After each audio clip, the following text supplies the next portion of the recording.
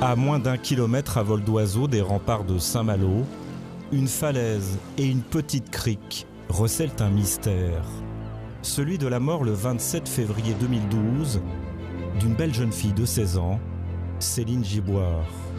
Ce mystère est devenu l'obsession de Marie-Paul et Patrick, ses parents, un couple d'agriculteurs d'Ille-et-Vilaine, unis dans le travail et dans la douleur.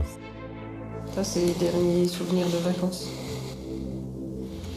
Ah, c'est avec sa sœur jumelle. Cet album photo, voilà ce à quoi il se raccroche tant bien que mal. Pour les enquêteurs, Céline a mis fin à ses jours, point final. Une thèse que réfutent les époux Giboire.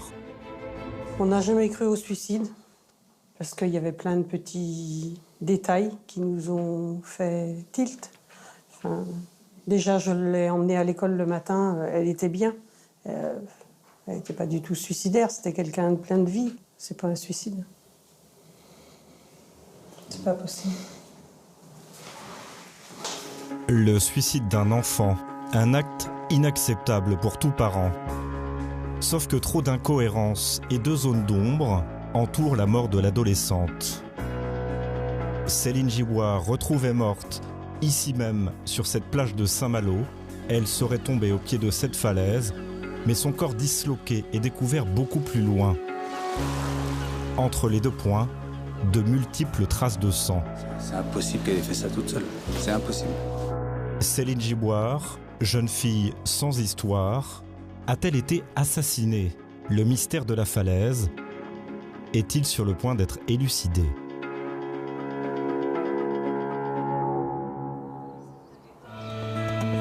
L'adolescente était interne au lycée Jeanne d'Arc de Rennes en première. Voici Audrey, sa meilleure amie. Les deux jeunes filles étaient inséparables. Céline, une ado bien dans sa peau, selon Audrey. C'était une jeune fille souriante. Elle était toujours prête à aider les autres. Enfin, moi, le souvenir que j'en ai, c'était que dès que j'avais eu besoin d'elle, elle avait été là et toujours avec le sourire. Elle était simple et elle se prenait jamais vraiment la tête et ça faisait du bien. Quand elle n'avait pas cours, les deux copines adoraient faire les boutiques comme n'importe quelle jeune fille de leur âge. Mais en cas de problème avec un inconnu, elles avaient une parade. Avec Céline, on avait une sorte de code. Donc c'était quand dans mon quartier ou dans une rue, je me sentais en danger, je l'appelais, on discutait longtemps jusqu'à ce que je me sente en sécurité et que je sois enfin chez moi et que je sache que je n'avais plus rien à craindre. Ce lundi 27 février 2012, vers 19h, Audrey est appelée par le portable de Céline.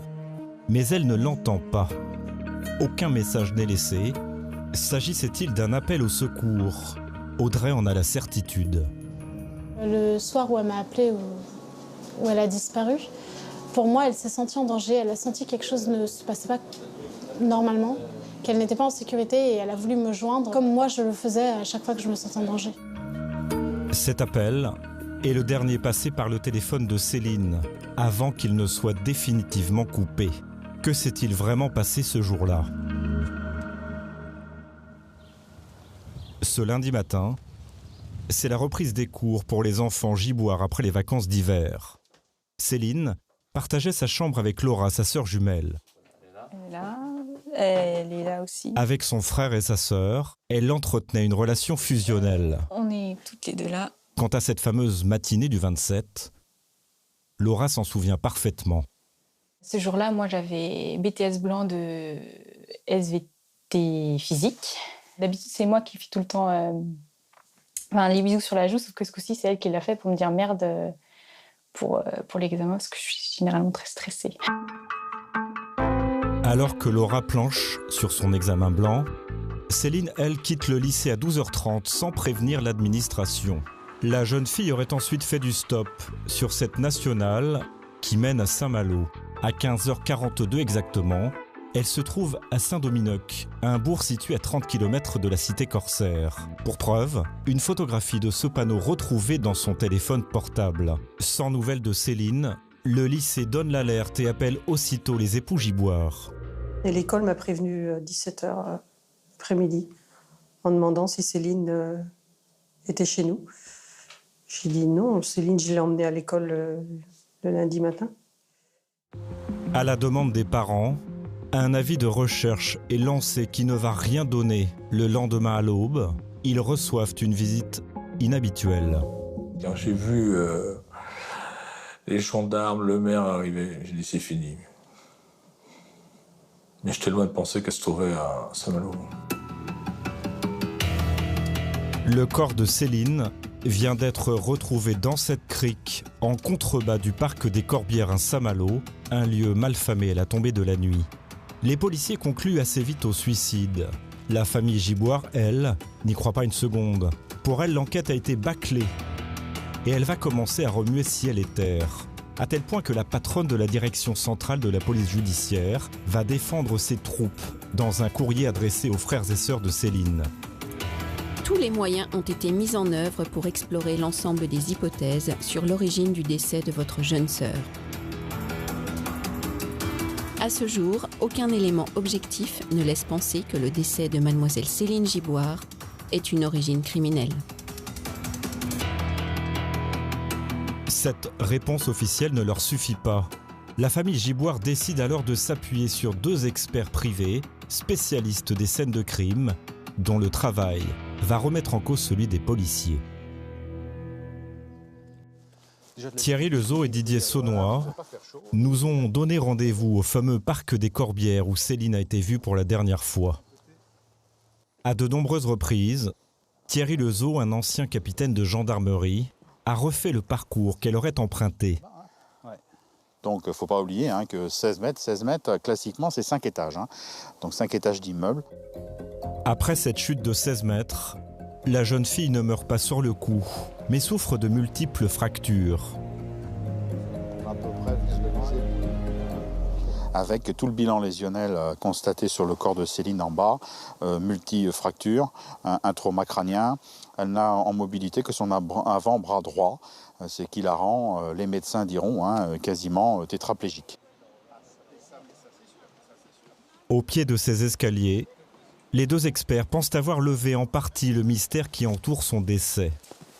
Céline, encore en vie mais incapable de bouger, n'est pas retrouvée au pied de la falaise, mais plus loin, beaucoup plus loin.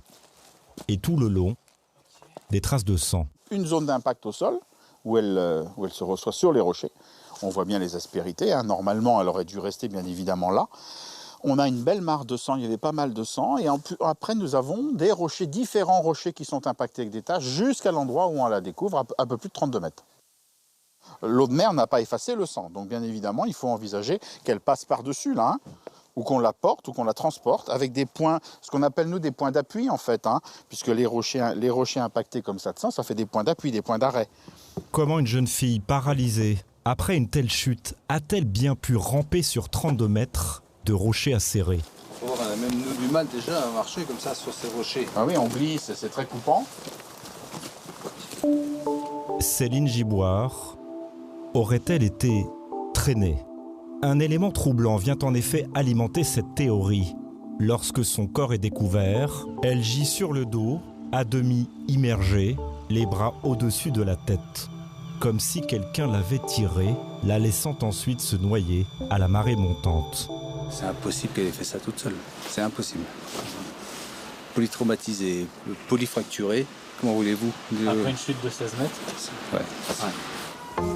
Au parc des Corbières, les dauphins limiers vont relever d'autres anomalies qui fragilisent encore plus la thèse du suicide. Étonnamment, les affaires de Céline sont éparpillées un peu partout dans le parc, comme si quelqu'un avait voulu s'en débarrasser.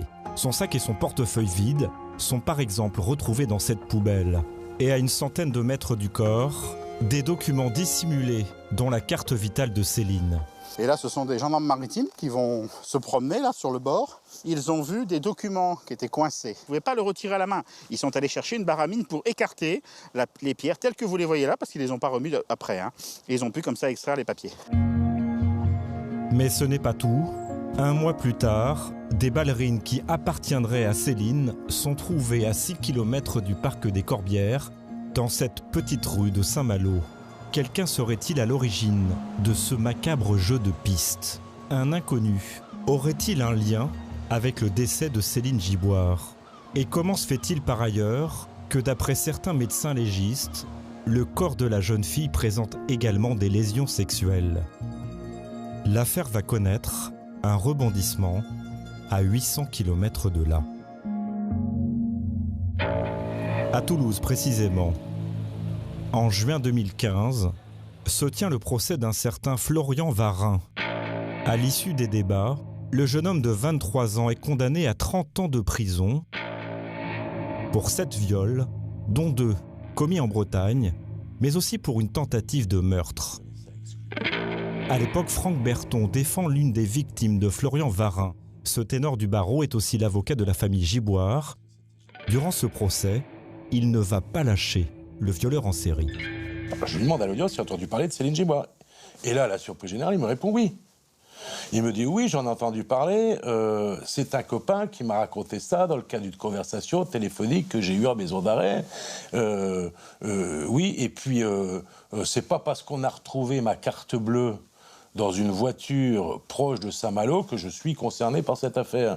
Donc ça fait quand même plusieurs éléments qui sont portés à ma connaissance, ayant en charge les 2 dossiers, et je découvre quand même que la présence de Varin sur place est assez curieuse, qu'il est au courant de qui est Céline Giboire. Florian Varin a effectivement grandi et vécu dans un village d'Ille-et-Vilaine. Passionné de voitures, il décroche un stage en février 2012 à Combourg, dans ce garage. D'après les feuilles de présence, Florian y était ce fameux 27 février. Aurait-il eu matériellement le temps, une fois son travail terminé à 18h30, de se rendre à Saint-Malo et de croiser le chemin de Céline Giboire qui, souvenez-vous, tente en vain d'appeler Audrey, sa meilleure amie, à 19h. Sa présence, à 40 km du drame, en fait-il un coupable idéal, comme le déplore Alexandre Martin, son avocat? Il y a eu un meurtre à 40 km de là où habitait Florian Varin. Et alors? En l'absence de tout autre élément, un témoin l'aurait-il vu?